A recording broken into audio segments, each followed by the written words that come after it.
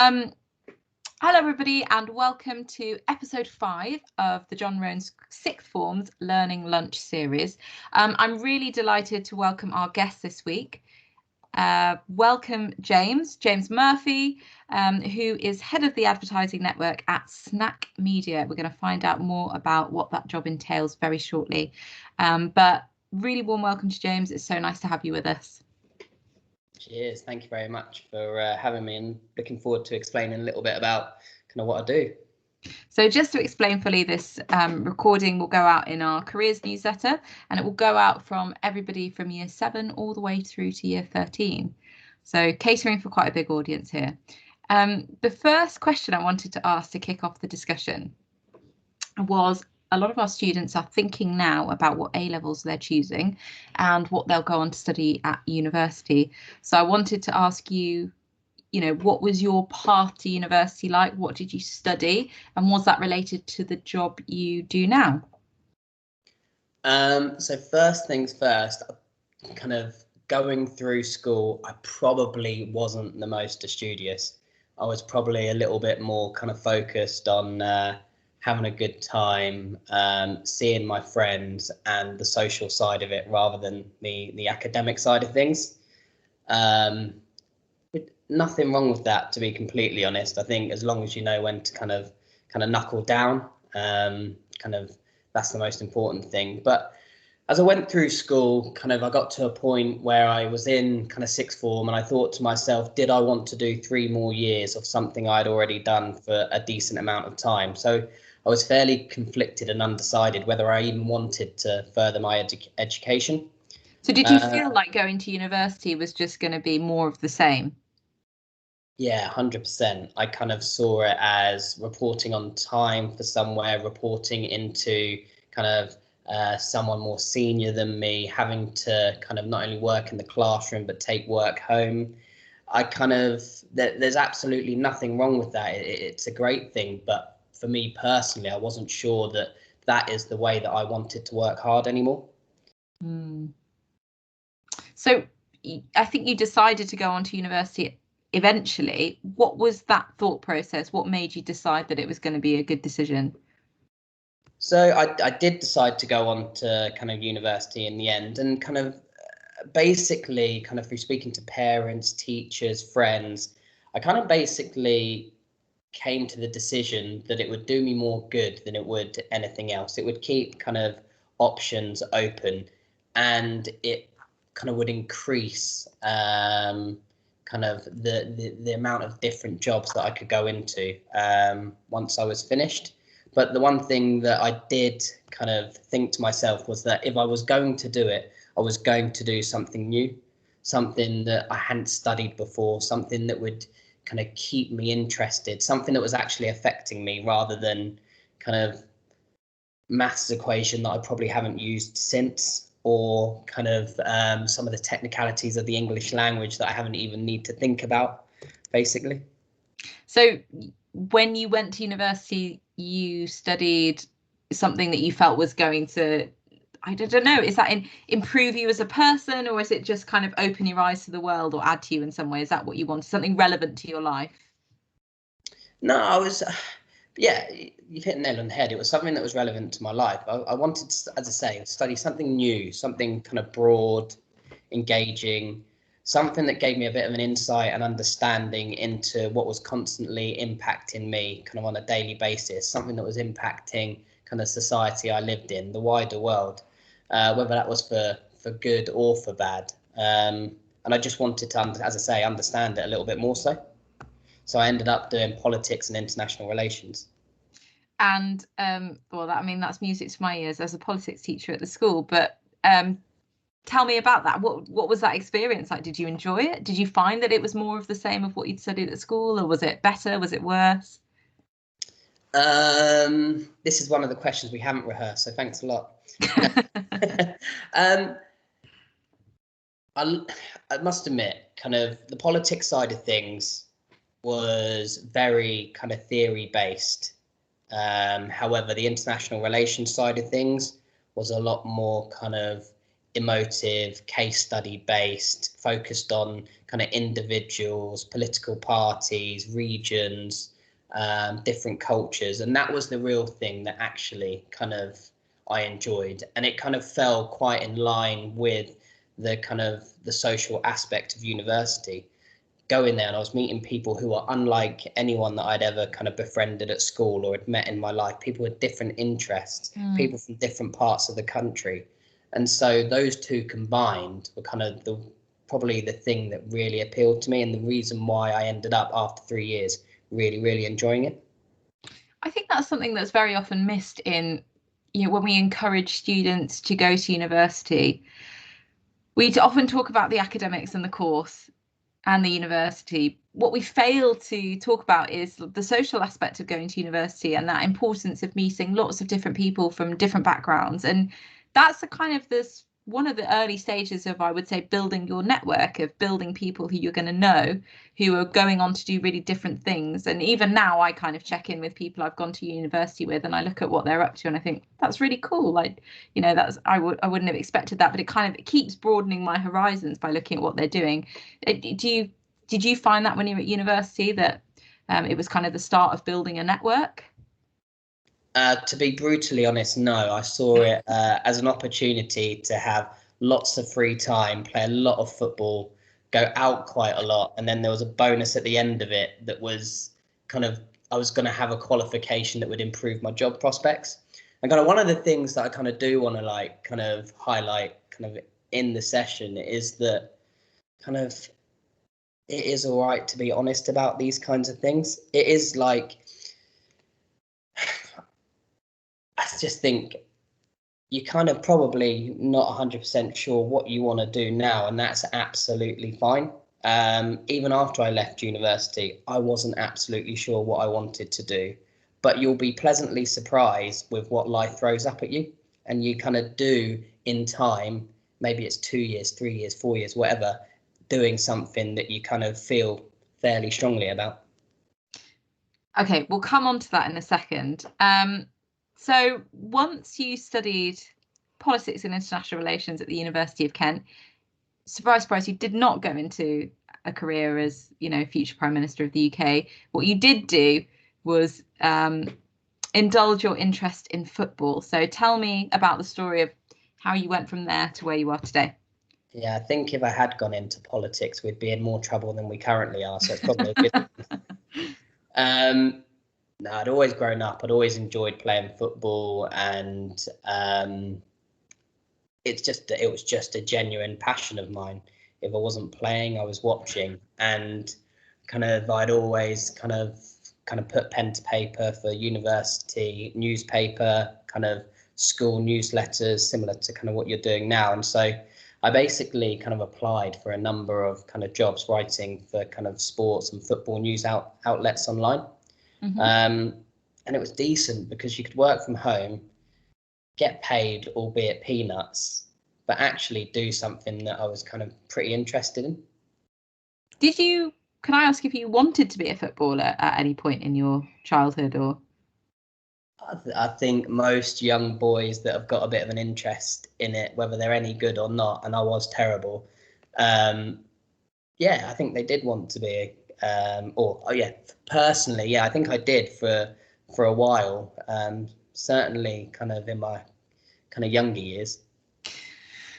I think that's very interesting, and barely a week goes by when I don't speak to a student who informs me that they would like to be a professional footballer when they grow up. And although I think it would be amazing, actually, our school has got quite a good history of professional footballers who are alumni of our school. But obviously, it's a very competitive world. And it's really nice. I mean, I think I'm jumping the gun here by saying, but you now work in a company that specialises in kind of sports advertising. So it's really nice to hear someone who did want to be a professional footballer talking about a career where you can actually still combine that interest with sports in like a professional sphere that isn't being a sportsman. So what do you do now? After you started writing and interning for football news outlets, how did that kind of peter out, and how did it sort of lead to where you are now? Yeah, I just realised living at my parents' house, and writing about football just wasn't sustainable. You know my wife, Ellie, and she will tell you that I have the shortest concentration span kind of ever. And so I kind of wanted to do something that was a little bit more fast paced, a bit more high octane. And so I ended up applying for a number of kind of just sales roles. And I ended up working for a company called the World Trade Group. And they were an events and marketing company. So essentially what they were doing was selling kind of passes, tickets to business events, to big multinational organizations. And I worked there for about 3 years. And for the 3 years I was there, I absolutely loved it. It was brilliant. The social side of it was fantastic. The money was fantastic. I actually met my wife there, which was nearly fantastic. But there was just something I kind of, it was boiler room sales, and there was the subject matter, selling passes and tickets to oil and gas events or to pharmaceutical events. It just wasn't me. And again, it wasn't going to be something that I was able to kind of do long term and kind of put 110% into. So I ended up then kind of, a colleague I'd worked with when I was writing for one of these football news outlets basically reached out to me, and there was a sales role that had become available. But this time it was in advertising, something I'd never done before. But I went through the process, and eventually I was offered a position there, kind of bottom of the ladder again. But I kind of felt like I'd finally kind of married up an interest and passion for sport with a kind of sales and partnerships type of role. Okay, so before we go any further, I kind of wanted to rewind and talk about what sales and partnerships are, because I think we all have an idea of what it means to sell something. We all have an idea of what a partner or a partnership is, but in a professional working sense, could you explain to our students what are the fundamentals of working in sales and working in partnerships? What does that mean? So for me, working in sales is delivering a solution to someone, to a very real challenge they're facing. For me, in its essence, that is what it is. You can say what you want, but boiling it down, that is what it is. In terms of kind of skills that are kind of required, the good thing is actually there are so many different skills and characteristics that make up a decent salesperson or someone that can collaborate with others. Mm-hmm. But I think first and foremost, you've got to be a good listener. You've got to be kind of decent at communicating with different people from different cultures.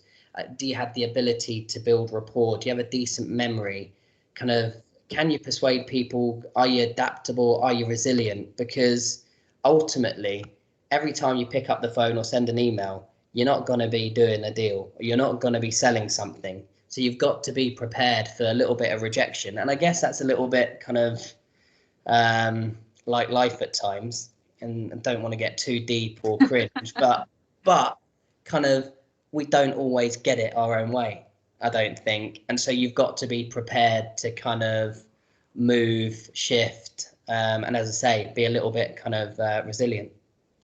So resilience, the ability to kind of nurture relationships, I guess what we're bringing out of there, and being genuinely interested in solving a problem. I think that maybe this is a generational thing, but when people think of sales, they tend to think of the slightly greasy secondhand car salesman vibe of being a hard sell, so not taking no for an answer and kind of harassing or pressurizing someone into buying your product. But I want to give you the opportunity here to say that that's not the case, and kind of what are the really important qualities that are in sales and partnerships? So as I say, in terms of the qualities, kind of the ones I'd listed out are pretty much kind of the ones that for me are important and the ones that work for me. However, ultimately people buy people.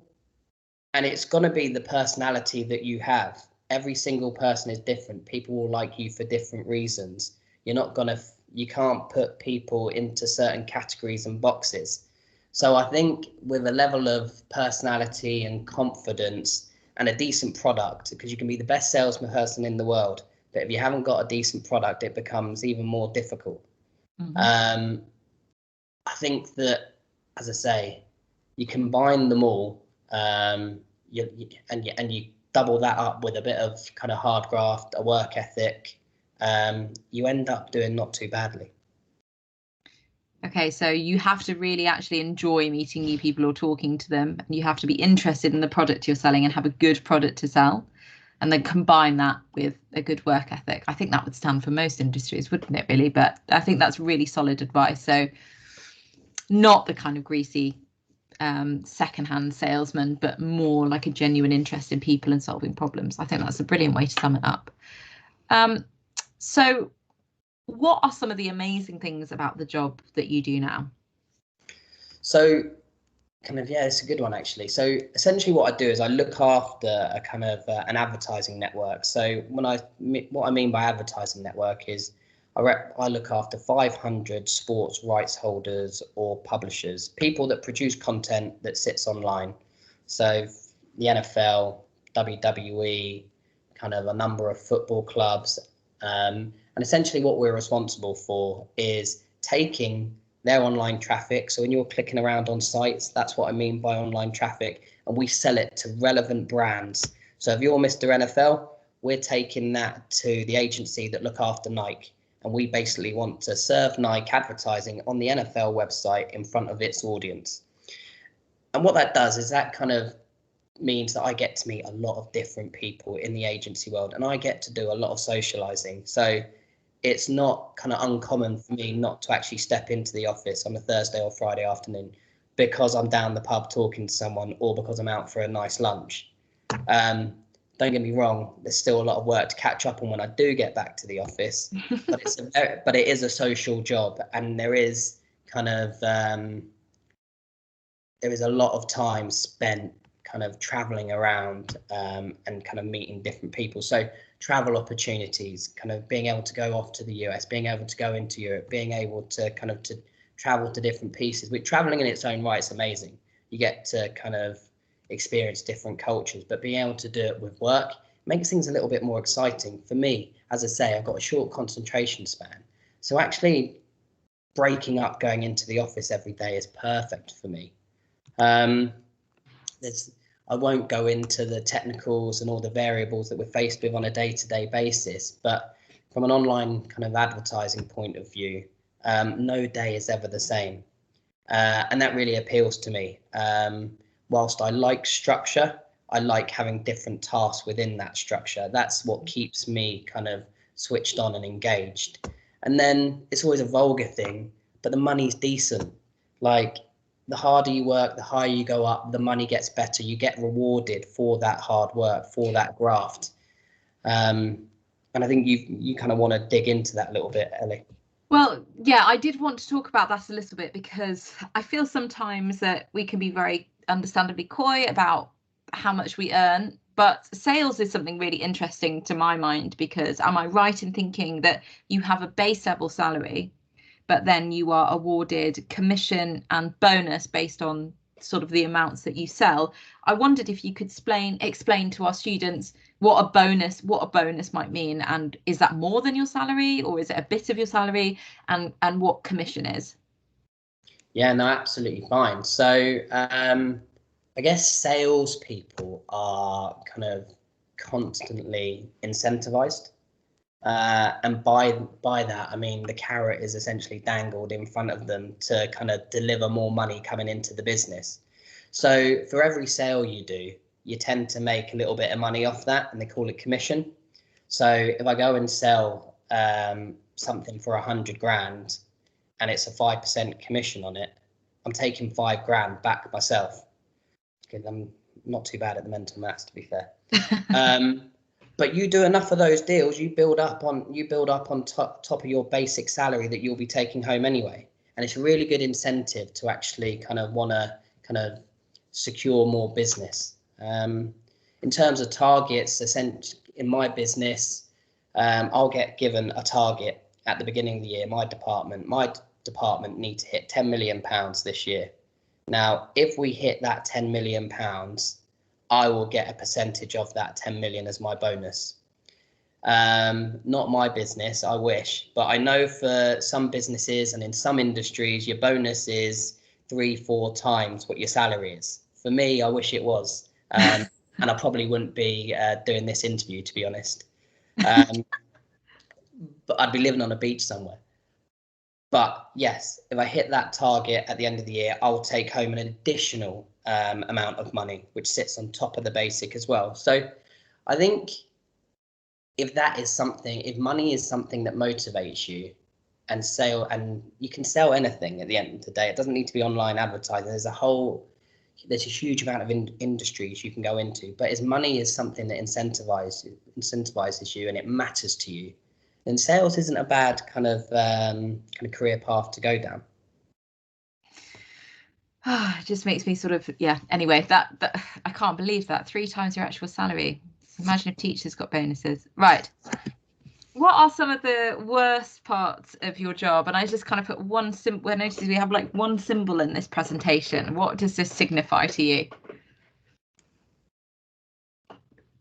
This signifies to me, I'm going to give you an answer that you don't want, but kind of gaming. But no, I think kind of what that signifies to me is maths, and kind of maths is something that actually plays a pretty big part of my role. I don't know. I wouldn't expect that for some reason. So how does maths, in what sense? You mean like long division, or is it a more sort of just an aptitude for division and multiple and no, so before I get onto the maths side of things, there's a huge amount of data involved when it comes to selling, say, the NFL's online traffic, because I mentioned Nike. If Nike are going to spend with me and advertise on the NFL, they want to know that their brand is getting put in front of the right audience. So we need to be able to look at data, analyze data, package it up, and show Nike that actually, if they invest in this site, they're getting in front of the right people and there'll be a return on their investment. Some will end up buying a Nike product. On the other side of it, kind of data and numbers, everything in advertising, well, in my space, everything is sold on a CPM basis. So don't want to get too in detail or kind of into the technicals here, but that stands for cost per mille. So the cost of something per thousand, right? Yeah, just about with you. Yeah, exactly. No, sorry. But if I can charge someone £10 for something and their website does 1 million page views, it's the million divided by the 1,000, which is 1,000, times by the £10 that I'm selling it at. Okay. So I'm going to basically sell it for £10,000, and that's what we would expect to split once I had kind of served advertising on that site. So when I'm having these conversations, and actually I kind of pleasantly surprised myself with my mental maths then, normally it actually kind of flows a lot better if I'm kind of a couple of pints in on a Thursday evening talking to a client down the pub. But there is a real level of mental maths that comes into kind of the role, as well as kind of lots of formulas and sifting through data and analysing it. Okay, so that's really interesting. So effectively, you're trying to work out how much you're going to charge for the work that you do. And I was going to say that maybe you could do that in an office and just you get the calculator out, but actually it's much more impressive to be able to do those deals when you're talking to people. So that makes total sense to me. Okay, I'm aware that we have time constraints, so I'm going to move on. But what would you say are the skills that someone might need to succeed in your particular industry? So one of the good thing about the advertising industry is its inclusiveness. You do not need a set degree. Like loads of people I work with don't even have a degree. They haven't been to university. You can be a straight-laced numbers person, or you can be kind of an off-the-wall creative. The advertising industry is made up of loads of different parts, and thankfully, no matter what your strengths or your weaknesses are, there's probably a role that kind of you'd enjoy out there. For my role specifically, I think you need some level of numeracy and literacy. As I said, I think you need to be proficient with various programs like Word and PowerPoint. So I do a lot of presenting to people. And I think you need to be someone who's comfortable meeting kind of new people, and someone who actually enjoys the fact that their day isn't planned out for them, that actually kind of you may be doing one task in the morning and then in the afternoon, the task that you're carrying out will be completely different. So some level of, as you say, flexibility. I've just remembered something that I wanted to talk to you about that I've just remembered now. But what I wanted to say is, did you know that you were going to do this job when you were 17, 18? Yeah, like 100% not. When I was 17 or 18, I could probably count 5 jobs that were out there. You're a doctor, a nurse, an airplane pilot, binman, postman, or whatever it was, all great jobs. But I think whether you go to uni or whether you start exploring kind of other careers, you'll be pleasantly surprised with the amount of different roles and industries there are out there. There's probably still roles out there that I didn't have a clue or don't have a clue that they exist. So whether you know what you want to do or not, like, don't be too disheartened about it. Like, it does work out in the end, and you do end up stumbling kind of across something that you kind of think, oh, do you know what? I could probably do this for the next 30, 40 years. I think that's really refreshing and interesting. I certainly remember the same thing, just not knowing. So I think that the number of jobs that I knew at that age as well, I could probably count on one hand. So a lot of our students have been sort of dealt a really bad hand by the pandemic in so many different ways. One of those ways is that a lot of them haven't been able to do work experience as they would like. So I wondered if you had any advice for what our students could do to build these skills. Obviously, work experience is kind of opening up, but what could they do to build skills outside of doing work experience that you could then use in advertising or partnerships, sales? Yeah, no, I think there's always kind of the opportunity to kind of build up your confidence. For example, if you're not keen on presenting or meeting new people, but it's something that you personally want to work on and develop, then I don't know, try explaining your homework or something new you've learned to a friend or family member. Like, try and are you concise? Are you succinct? Do they understand what you're kind of trying to explain to them at the end of it? There's a number of different things you could do from a numbers point of view, kind of mental, like, honestly, it sounds sad, but I actually kind of test myself on the train in the way into work some days with just mental math, pick out random numbers and try and work out, kind of divide them by others and basically try as quickly as possible find out what the answer is. Don't get it right all the time, but just by practicing, trying things over and over again, you will get better, you will improve in it. It's very good advice. So making sure your maths and English is up to scratch, and practicing speaking or formulating an argument or putting your thoughts across in a concise way. I really like that. It's really good advice. So finally, what advice would you give to someone starting out in your industry? What are the golden rules that they should abide by? I think the important thing here is that too many people overcomplicate things, and they do it unnecessarily, or they do it to be big and clever. I promise you, some of the most successful or best people at their jobs that I work with are the people that absolutely do the basics right, and they do that really, really well. And by basics, I mean turning up on time. When you turn up, kind of working kind of to your absolute maximum, talking about kind of like bring your A game, like, and bring your A game isn't just about kind of, are you clever, are you bright, can you do the job? It's about being able to kind of see what else needs done rather than just the task you've been given. And then yeah, take every opportunity that comes. If someone offers you an opportunity to develop a skill or learn something new, take them up on it.